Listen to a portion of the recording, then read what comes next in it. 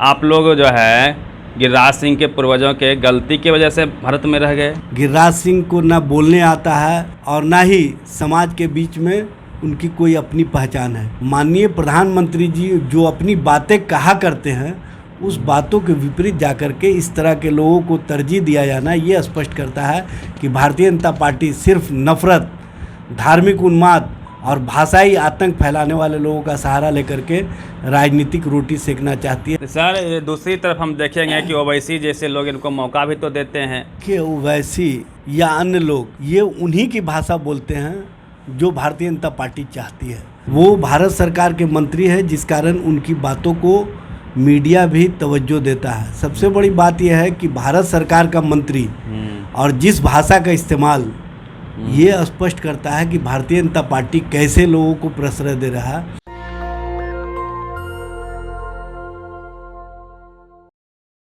गिरिराज सिंह का एक बार पुनः विवादित बयान आया है। उन्होंने स्पष्ट तौर पे कहा है कि यदि हमारे पूर्वज गलती नहीं करते तो जब देश आज़ाद हो रहा था, पाकिस्तान मुसलमान जा रहे थे, तो आज हमारे देश में ओवैसी जैसे लोग, मदनी जैसे लोग, जाकिर नाइक जैसे लोग नहीं होते।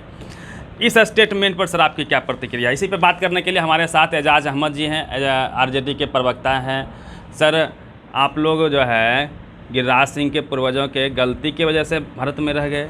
गिरिराज सिंह अगर भारत सरकार में मंत्री नहीं होते तो किसी स्थिति के और किसी लायक नहीं होते।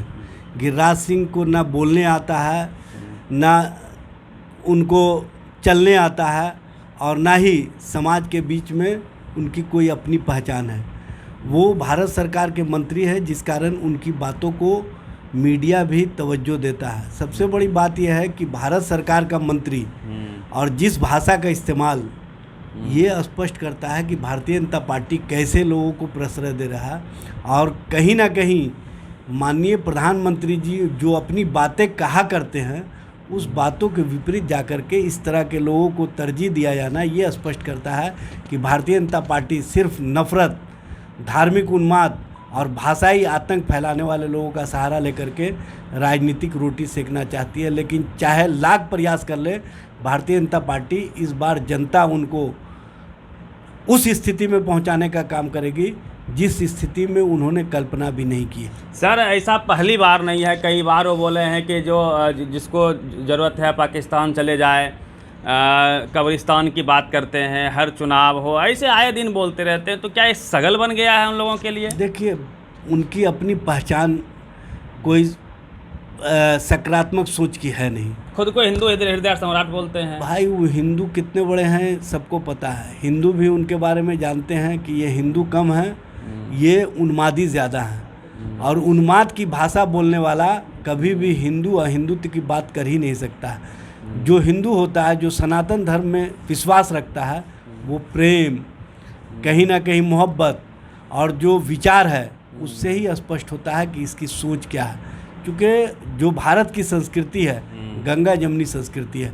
भारत की जो संस्कृति है वो अनेकता में एकता की रही है। लेकिन ऐसे लोग जिनको ना अपनी पहचान है, जिनकी ना अपनी सोच है, और जिस तरह की भाषा और जिस तरह का उन्माद फैलाने का काम करते हैं, ये कोई केंद्रीय मंत्री का भाषा हो ही नहीं सकता। स्पष्ट है कि वैसे लोग कहीं ना कहीं, चूँकि उनको पता हो गया है कि अब वो भारत सरकार के मंत्रिमंडल में रहने वाले नहीं हैं, उनको ये भी पता हो गया है कि अगले चुनाव में उनको कहीं से भी टिकट मिलने नहीं जा रहा है। इसीलिए इस तरह की उन्मादी भाषा, उन्माद का वातावरण बना करके अपने आप को स्थापित रखना चाहते हैं। लेकिन चाहे जितना भी प्रयास कर ले, उनको इस बार भारतीय जनता पार्टी कहीं से भी स्थान नहीं देने जा रही है। सर, दूसरी तरफ हम देखेंगे कि ओवैसी जैसे लोग इनको मौका भी तो देते हैं। देखिए, ओवैसी या अन्य लोग ये उन्हीं की भाषा बोलते हैं जो भारतीय जनता पार्टी चाहती है। भारतीय जनता पार्टी चाहती है कि सामने सामने राजनीति चलता रहे। इसीलिए जो भारत के अनेकता में एकता पर विश्वास करते हैं, वो लोग स्पष्ट रूप से, चाहे हिंदू धर्म के हों चाहे मुस्लिम धर्म के हों, सभी लोग ऐसे उन्मादियों से परहेज़ करना चाहते हैं। और ऐसे उन्मादियों को दोनों धर्मों के बीच में कहीं प्रश्रय नहीं मिलता है, जिसके कारण इस तरह के लोग उन्माद की भाषा इस्तेमाल करके कहीं ना कहीं लोगों को बरगलाने का काम करती है, लोगों में भ्रम की स्थिति खड़ा करना चाहती है। और इस तरह की राजनीति करने वाले लोग क्षणिक लाभ ज़रूर प्राप्त कर सकते हैं। आने वाला समय इन लोगों के लिए कहीं नहीं है, ये आप लिख करके रख लीजिए। सर क्या लगता है आप लोगों को कि जो मेन स्ट्रीम का मुद्दा है रोजी रोटी रोजगार, उससे ध्यान भटकाने के लिए ऐसे दोनों तरफ से बयानबाजी होती है? देखिए, भारतीय जनता पार्टी के पास जनता और जनता के सवालों को हल करने के लिए कोई तरकीब नहीं है, कोई सोच नहीं है। हम दो, हमारे दो की नीतियाँ चलाने वाले लोग हैं, दो बेचने वाले, दो खरीदने वाले। और जिस तरह से अडानी के पक्ष में भारतीय जनता पार्टी खड़ी हो गई है, अडानी के पक्ष में नरेंद्र मोदी खड़े हो गए, ये स्पष्ट करता है कि देश को कहाँ ले जाना चाहते हैं। जब हिडेनबर्ग ने सारे मामले स्पष्ट कर दिए, जब माननीय सर्वोच्च न्यायालय ने संज्ञान ले लिया, उसके बावजूद भी अडानी के पक्ष में खड़ा होना भारत सरकार का ये स्पष्ट करता है कि कहीं ना कहीं ऐसे लोगों के लिए ही देश में राजनीति की जा रही है। सबसे बड़ी विडंबना ये है कि जब नरेंद्र मोदी प्रधानमंत्री बने तो देश में 46 करोड़ के लगभग बीपीएल के लोग थे, आज 84 करोड़ से ऊपर हो गए। प्रधानमंत्री जी हर भाषण में कहा करते थे, हमें क्या, हम तो फ़कीर हैं, झोला उठा के चल देंगे। वो झोला उठा के कभी नहीं चले, लेकिन देश की जनता को, जो 84 करोड़ जनता है, उसको अपने फ़ोटो का झोला थमा दिया है। और लोग लाइनों में खड़े हो गए हैं 2 किलो गेहूँ और 2 किलो चावल के लिए। लोगों की क्रय शक्ति समाप्त कर दिया, लोगों की सोच समाप्त कर दिया। लोग अपने परिवार, अपने विकास के प्रति कम सोच रखते हैं। लोग इस मामले में खुश हैं कि चलो हमको खाने को मिल रहा है। और नफ़रत की भाषा और नफ़रत की भाषा के साथ ये राजनीतिक रोटी सेकने वाले लोग उनका इस्तेमाल करते हैं। इसीलिए देश की जनता को सजग होना होगा ऐसे तत्वों के खिलाफ। और आप देख रहे हैं कि लगातार जनता की जो सजगता है वो दिख रही है।